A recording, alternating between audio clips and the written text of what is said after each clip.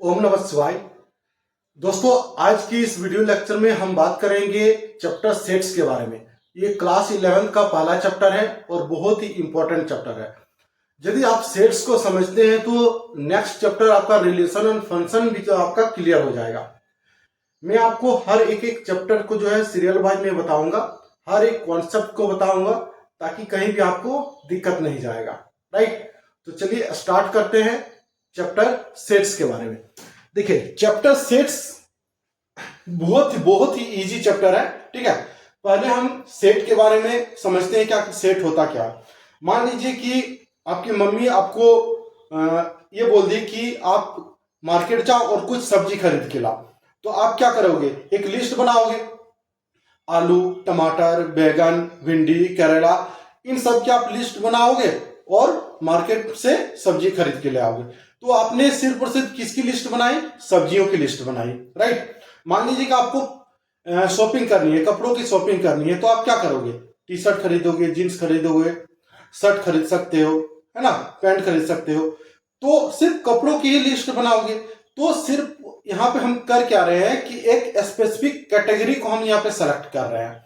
Right, यहाँ पे ऐसा नहीं है कि हम सब्जी सब्जी और एक कपड़ों को एक जगह मिक्स कर दिए। दोनों अलग अलग कैटेगरी है ना, तो एक कैटेगरी को एक साथ हम यहाँ पे रखते हैं। अलमारी में जब आप कोई भी सामान वगैरह रखते हो, ठीक है, तो मान लीजिए कि मैथ्स की बुक है तो मैथ्स का एक कैटेगरी में रखते हो, फिजिक्स का एक कैटेगरी में, केमिस्ट्री वाला एक कैटेगरी में। तो बुक्स की भी आप अलग अलग कैटेगरी बनाते हो, है ना। तो उसको सेट में हम क्या करते हैं? डिवाइड करते हैं, सेट बनाते हैं।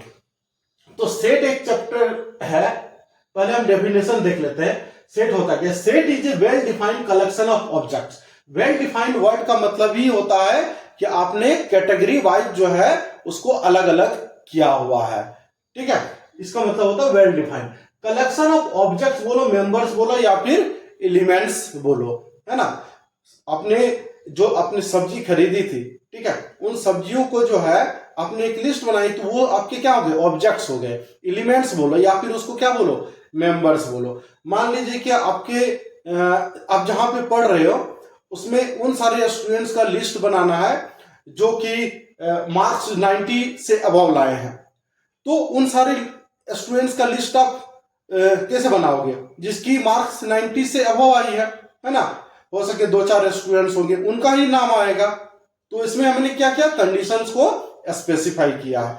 ठीक है, तो वो हमारा वेल डिफाइंड कलेक्शन में ऑब्जेक्ट्स होगा, मेंबर्स होगा या फिर एलिमेंट्स होगा। देखो, सेट को रिप्रेजेंट करने का तरीका क्या है? सेट को हम रिप्रेजेंट करते हैं कैपिटल ए से, बी से, सी से, है ना, कैपिटल से। और लिखने का तरीका क्या? कर्ली ब्रेस स्टार्ट करते हैं, ओपन कर्ली ब्रेस और क्लोज कर्ली ब्रेस। और एलिमेंट्स को यहाँ पे हम कैसे लिखते हैं? एलिमेंट्स को स्मॉल लेटर से, मान लो कि A B C D E, इस तरह से। राइट, देखिए एक्सरसाइज 1.1 में आपका क्या है कि justify which of the following are the sets. किसको सेट्स बोलेंगे, किसको सेट्स नहीं बोलेंगे, ये देख लेते हैं।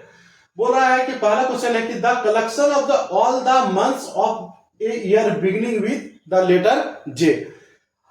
जे से स्टार्ट होने वाले मंथ का आपको नाम लिखना है। एक साल में 12 महीने होते हैं। 12 महीने में आखिर कौन कौन से ऐसे मंथ है जो जे लेटर से स्टार्ट होता है? जनवरी स्टार्ट होता है ना। तो एक हम यहाँ पे एक सेट बनाएंगे, एक सेट बनाए कैपिटल से, जनवरी का जे लिख दिए। ठीक है, देखिए यहाँ पे स्मॉल लेटर से डिनोट करते हैं। एलिमेंट्स को क्या करेंगे? स्मॉल लेटर से डिनोट करेंगे। ये जे हो गया जनवरी का। जनवरी, फरवरी आपसे होता है मार्च, अप्रैल, मई, जून, तो जून हो गया। ठीक है, यहाँ पे जनवरी लिख सकते हो, जून लिख सकते हो, है ना, जुलाई लिख सकते हो, अगस्त, सितंबर, अक्टूबर, नवंबर, दिसंबर। तो ये तीन ही ऐसे मंथ्स हैं जो कि इस कंडीशन को सेटिस्फाई कर रहा है। तो ये हमारा क्या हो गया? वेल डिफाइंड हो गया। ये सब जनवरी, जून और जुलाई हमारा एलिमेंट्स हो गया या फिर मेंबर्स बोलेंगे। ठीक है, बिगिनिंग विद द लेटर जे। दूसरा बोल रहा है कि the collection of the 10 most talented writers of the India. भाई, इंडिया में ऐसे 10 मोस्ट टैलेंटेड राइटर का नाम आपको बताना है जो बिल्कुल टैलेंटेड, मोस्ट टैलेंटेड हो।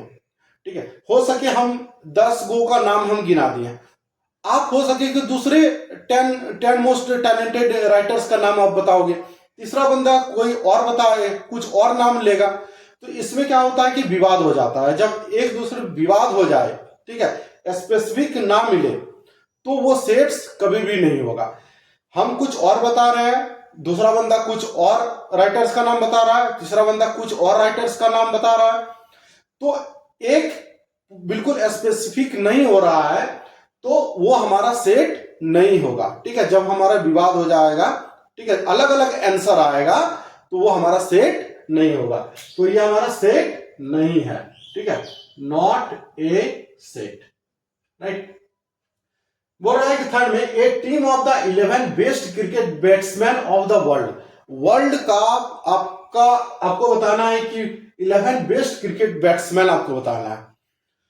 मान लीजिए कि इंडियन क्रिकेट टीम में आप विराट कोहली का नाम ले लिए, ठीक है, MS धोनी का नाम ले लिए, तो क्या सिर्फ यही 2 या फिर 11 क्रिकेट प्लेयर्स हैं जो कि वर्ल्ड में सबसे बेस्ट है?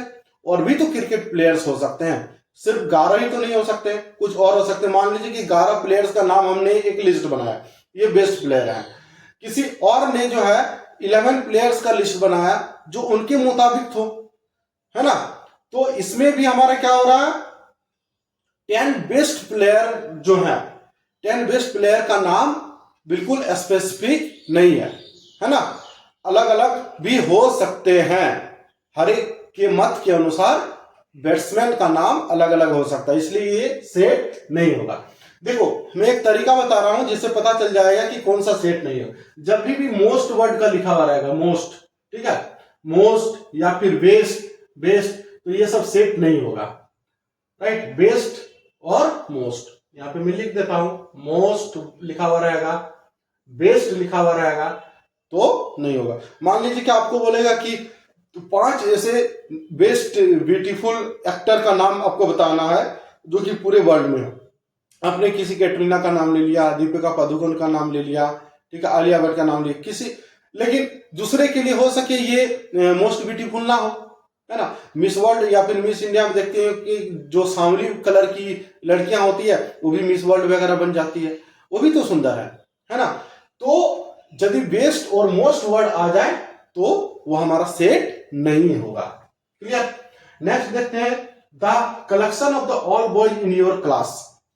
मान लीजिए कि 50 स्टूडेंट्स एक क्लासरूम में है, उसमें बॉयज भी हैं और गर्ल्स भी है, तो सिर्फ और सिर्फ आपको क्या करना है कि बॉयज का नाम बताना है। तो बॉयज का नाम आप लिख सकते हो, लिस्ट एक बना सकते हो, है ना।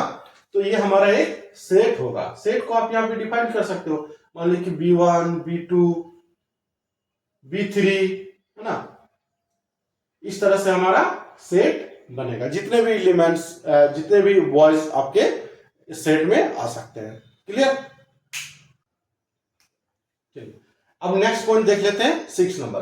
बोला कि एक collection of the novels written by the writer Munshi Premchand. भाई मुंशी प्रेमचंद्र के थ्रू जो नॉवेल्स लिखे गए उन नॉवेल्स का नाम बताना। ऑब्वियसली हम बता सकते हैं, किसी एक इंसान के द्वारा जो भी नॉवेल्स लिखा गया है उनका नाम तो हम बता ही सकते हैं, है ना। जैसे कि बहुत सारे नॉवेल्स लिखे गए, गोदान हो गया और बहुत सारे नॉवेल्स हैं, ठीक है। तो मुंशी प्रेमचंद के थ्रू लिखे गए जितने भी नॉवेल्स हैं उसको हम एक लिस्ट बना सकते हैं, तो ये एक हमारा सेट है, right. The collection of the all event integers. देखो मैथमेटिक्स के टर्म में अब जो है नंबर्स के बारे में आ गया, तो मैथ्स में सिर्फ और सिर्फ हम नंबर्स के बारे में बात करते हैं। तो collection of all event integers लिखना है। इंटीजर्स क्या होता है, नेगेटिव होता है, जीरो होता है और पॉजिटिव होता है, राइट। तो मान लीजिए कि -4 लिखें, -2 लिखें, है ना, 0 लिखें, फिर 2, 4, 6, 8, ये सभी आगे बढ़ते जाएंगे कि नहीं।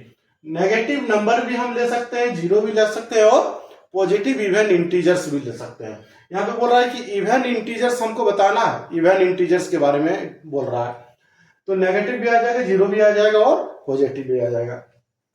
तो ये एक सेट होगा, बना सकते हैं, ठीक है, चाहे वो फाइनाइट सेट होगा या फिर इनफाइनाइट सेट होगा, लेकिन सेट है। ये इनफाइनाइट सेट में हो। The collection of the questions in this chapter, हाँ एक चैप्टर में जितने भी सारे क्वेश्चंस है उसका हम सेट बना सकते हैं कि नहीं, बिल्कुल सेट बना सकते हैं, ये हमारा एक सेट होगा। एक collection of the most dangerous animals of the world, देखो यहाँ पे एक वर्ड आ गया मोस्ट डेंजरस। अभी हमने आपको कहा था यदि मोस्ट वर्ड आ जाए या फिर बेस्ट वर्ड आ जाए तो वो एक सेट नहीं होता है, राइट। हम कह ही नहीं सकते हैं कि most dangerous world, most dangerous animals कौन कौन से होंगे, कह सकते हैं कि मोस्ट डेंजरस कौन सा है, राइट। मोस्ट वर्ड आ गया तो ये एक सेट। हमारा अगला टॉपिक है representation of the set. Set को आखिर किस तरह से रिप्रेजेंट करते हैं। देखिए सेट को रिप्रेजेंट करने का दो तरीका है, पहला है हमारा रोस्टर फॉर्म, दूसरा है हमारा सेट बिल्डर फॉर्म। तो क्वेश्चन नंबर 3 में आपसे बोल रहा है कि रोस्टर फॉर्म में आपको लिखना है। रोस्टर फॉर्म में कैसे लिखेंगे, जरा देखिए ये जितने भी क्वेश्चन है वो सेट बिल्डर फॉर्म में ऑलरेडी लिखा हुआ है, इसको रोस्टर फॉर्म में हमको कन्वर्ट करना है। एक सेट ए दिया हुआ है एक्स इज सच दैट, यहाँ पे दो बिंदु है, इसको हम पढ़ेंगे such that x is such that x is an integer and -3 to 7। X का वैल्यू कहां से कहां तक है, -3 से 7 तक। तो एक सेट ए बनाएंगे, इसमें क्या क्या आएगा, देखिए यहाँ पे इक्वल टू साइन है तो -3 तो लेंगे ही लेंगे, कॉमा -2 आ जाएगा, -1 आ जाएगा, 0 1 2 3 4 5 और 6। एक्स का वैल्यू 7 से कम, एक्स का वैल्यू 7 से कम लेना है ना, तो 7 से कम लेंगे कितना हो जाएगा 6 तक जाएंगे, क्लियर। नेक्स्ट देखिए बोल रहा है कि x is such that x is a natural number less than 6, less than 6 बोल रहा है, तो सेट हम बी बनाएंगे। नेचुरल नंबर 1 से हमारा स्टार्ट होता है, तो 1 2 3 4 5, लेस देन 6 है इसलिए 5 तक ही हम जाएंगे, क्लियर। यहां पर इसमें थर्ड में x is such that x is a 2 digit natural number, 2 digit का नेचुरल नंबर हमको बनाना है, such that the sum of its digits is 8। Sum जो है हमारा कितना आना चाहिए, 8 आना चाहिए, क्लियर। तो 2 डिजिट का सम जो है पहले हम ले लेते हैं, मान लेते हैं कि 1 ले लेते हैं, 1, ठीक है 1, तो 1 के साथ क्या होगा 7 होगा, 17 होगा, इन दोनों का सम करेंगे तो 8 आएगा, है ना। नेक्स्ट हम क्या ले सकते हैं, 1 7 लिए तो 71 हो जाएगा, जस्ट इसका उल्टा 71। 2 ले लेते हैं, 2 6, दोनों को सम करेंगे तो 8 आएगा, 62 पलट दिए, राइट। अब 3 ले लेते हैं, 3 5 35, फिर 53 हो जाएगा, 4 4 4 4 ले लिए, क्लियर। अब हो जाएगा कितना 4 4 4 हो गया, 3 5 5 3 हो गया, और 6 2 तो हो ही गया, 7 भी हो गया, अब 8 0 8 0 ले लेते हैं, है ना। तो बस इतना ही, इन दोनों का सम करेंगे तो 8 ही आएगा।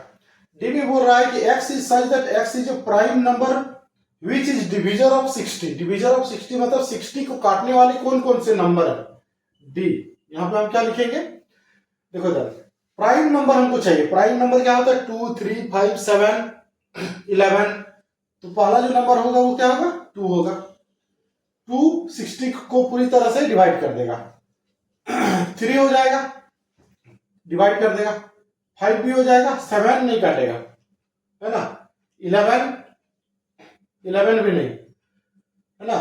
देखो प्राइम नंबर हम यहाँ पे लिख देते हैं 2 3 5 7 11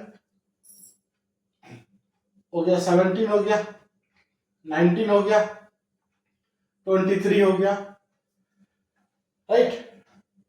और कौन कौन से नंबर हो सकते हैं, ये आपका 29 हो जाएगा, 29 डिविजर ऑफ द 60 बोल रहा है ना, तो 2 3 5 ही होगा, उसके अलावा और डिविजिबल नहीं होगा, है ना, 2 3 5।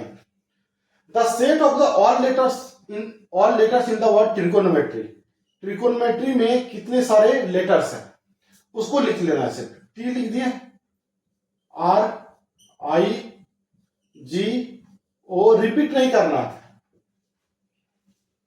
T R I G O N M E, T तो लिख दिए है ना, आर भी लिख दिए हैं, और ये वाई हो जाएगा। हो गया। इसमें the set of all letters in the word better, तो बी हो जाएगा। ई, टी एक बार आएगा, दो बार है यहाँ पर, ई और नहीं लेंगे तो आर लेंगे। एक ही बार हमको लिखना है, क्लियर।